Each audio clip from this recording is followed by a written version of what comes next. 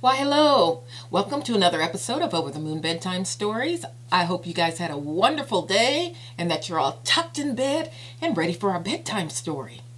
So today's story is going to be Get Some Rest, Sleeping Beauty.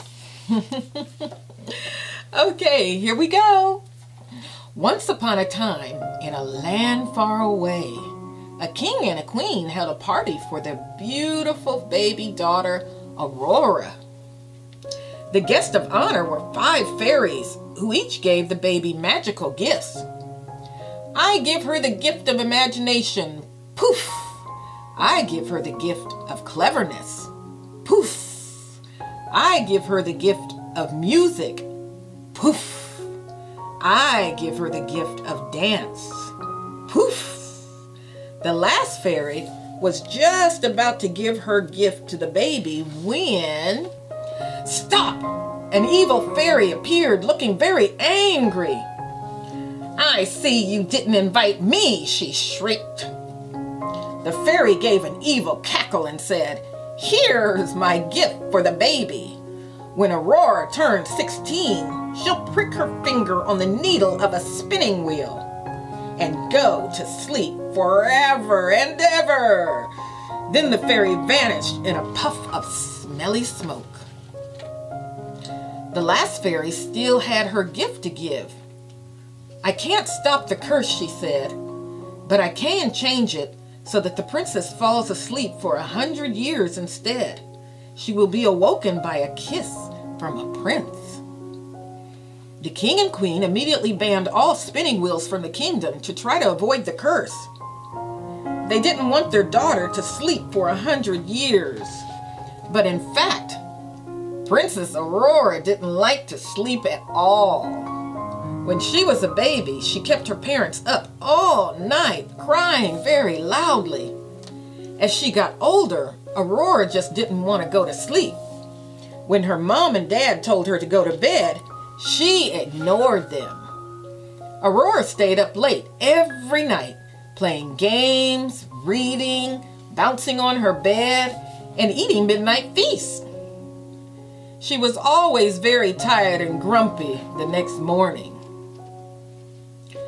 The more tired Aurora became, the grumpier she got. She shouted at everyone who came near her. People started calling her Aurora the Roarer behind her back, and she had no friends. Not only that, she had big bags under her eyes and was so clumsy. She was always dropping things, breaking things, and bumping into things. On her 16th birthday, Aurora was moaning about having to get up. As usual, her mom said, Don't be grumpy on your birthday, darling. I'm not grumpy, Aurora bellowed. She stomped through the castle until she came to a room that she'd never seen before. Inside was a spinning wheel, and you guessed it, she clumsily pricked her finger on the needle. Instantly, she fell into a deep sleep. A fairy heard Aurora's loud snores and moved her into her comfy bed.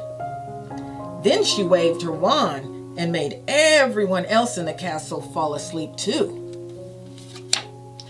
Huge thorny bushes grew up and buried the castle, where it lay undisturbed for years and years. The story about a bad-tempered, enchanted princess who'd been sent to sleep for 100 years spread across the land. 100 years later, a handsome prince turned up. He wanted to see if the story was true. He hacked his way through the thorns and barged his way into the castle. He found Aurora laying in bed and gasped in surprise. She looked so calm and peaceful. Then the prince kissed her and poof, she woke up. Aurora felt wonderful. She didn't look grumpy and had no bags under her eyes. What a lovely rest, she sighed. Oh, hello. Have we met? Everybody else in the castle woke up too. The king and queen were amazed at how bright, happy, and healthy their daughter was. She just needed a good sleep, said the queen. We all did. Aurora hugged her parents and said, sorry for being so grumpy before. She promised that she'd always make sure she had a good night's sleep. Aurora married the prince and was so happy that nobody ever called her Aurora the Roarer again. But sometimes they called her Aurora the Snorer instead. The end. I like that one. See, Aurora didn't want to go to sleep at night. And I know a lot of you out there may have the same problem there. But if you don't get enough sleep, you'll wake up all grumpy. People won't want to be around you because you're so grumpy and mean. So you guys make sure you get good sleep tonight. Everybody tuck up, go to sleep, and have sweet dreams. And I'll see you again tomorrow night on Over the Moon Bedtime Stories. Goodbye. Love you.